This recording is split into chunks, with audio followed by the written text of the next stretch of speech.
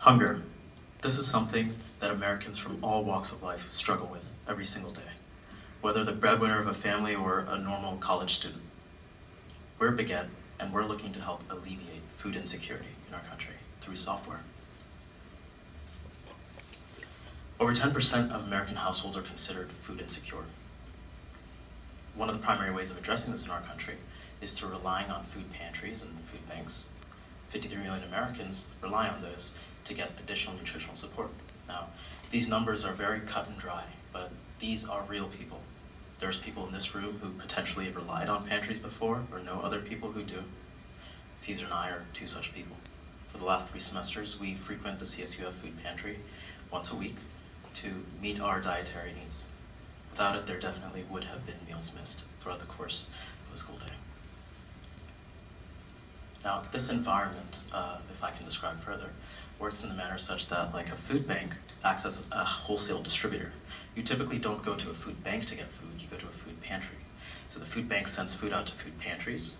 The pantries dole out food to the people who go, the guests, and these guests are typically food insecure individuals, blue-collar, low-income individuals typically. And this environment is extremely fragmented, right? So what happens is that food banks very rarely receive consistent reports of data and communication from the pantries they serve. This means that they don't know what food the pantries need most in the upcoming shipments and what they are saturated with already.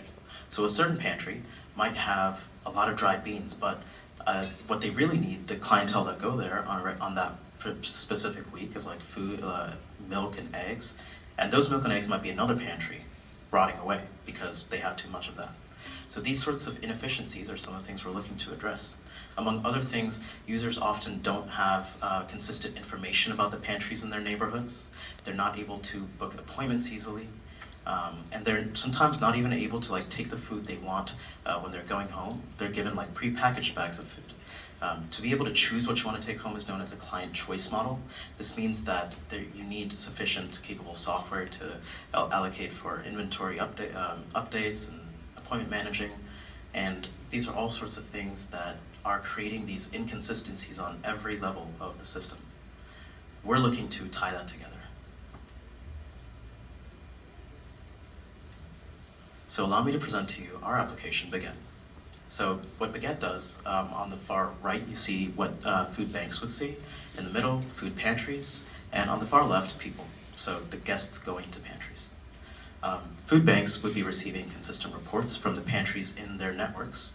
This means that you can quickly see what items pantries need most in their next shipments and what they have a lot of, right? And you can see data collected through the other parts of the software, such as how many users, the user growth at that pantry, and how many pounds of food they're doling out. All of these things are critical points of data that they don't receive today consistently. Pantries, for their part, are able to see items update inventory intuitively. They're able to manage user appointments, and among other things. And lastly, for people, you have this is the application that you and I would use if we're visiting pantries or trying to visit pantries. You'd be able to update your allergen preferences. You'd be able to see the pantries around you through the pantry locator, and you're able to see your order history. These are all features that are available through this application. And I should describe the competitive landscape. What you see here are who we consider to be the 3 other players in the market specific to us: Pantry Soft, Pantry with an I, and Plentiful. All these players are siloed operations, which means that they're only addressing portions of the environment. This leads to the fragmented state of the ecosystem today, because they only address pieces. None of them have had widespread adoption. And we believe there should be a consistent standard in this environment. We're trying to create an ecosystem where there is none today. To address the market a little bit further, we find that the total addressable market, of course, for us would be the 60,000 pantries in the country, and about the 370 to 400 food banks in the country. Our available market, service available market, would be the pantries which are in network with the food banks we partner with, and lastly, the obtainable market being the pantries that have the staffing and minimum hardware required to even support the use of our software.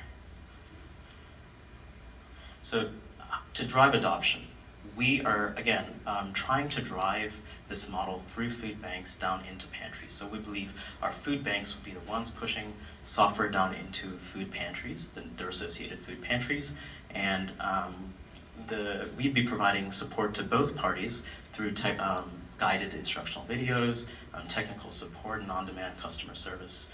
We believe in providing the support we can to both parties. And then lastly, we're also looking to provide help to the users of the application, the guests going to the pantries, because we understand that that's where the value of the service is derived from. We'd be placing flyers in SNAP and EBT offices as necessary, and reaching out to community at the pantries they go to.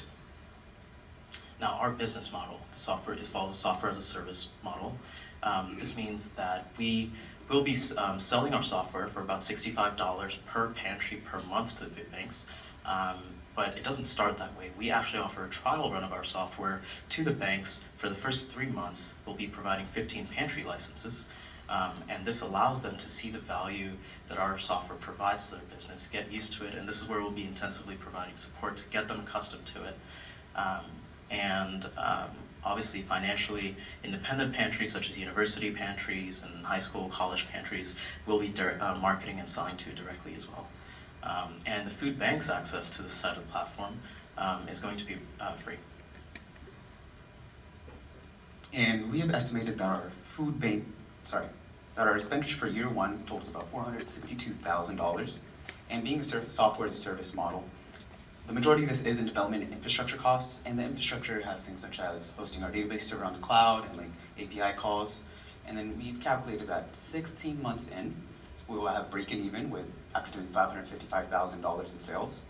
And by the end of that third year, we're estimating $1.5 million in profit.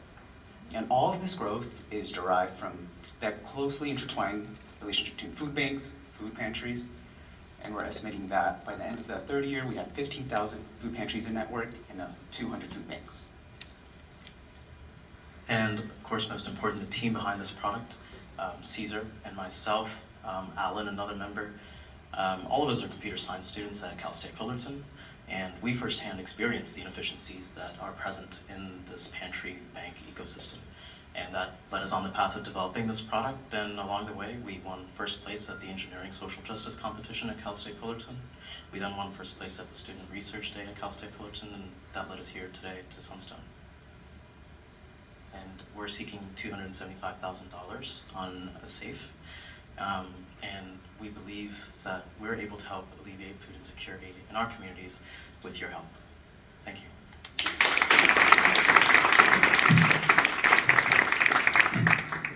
Yes, Mr.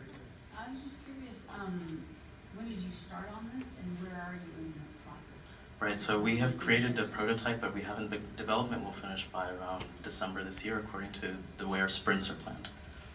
So you don't have any food banks right now? No, this application has not been put out into the market yet. Okay. Yes. As I understand, I don't understand the whole ecosystem.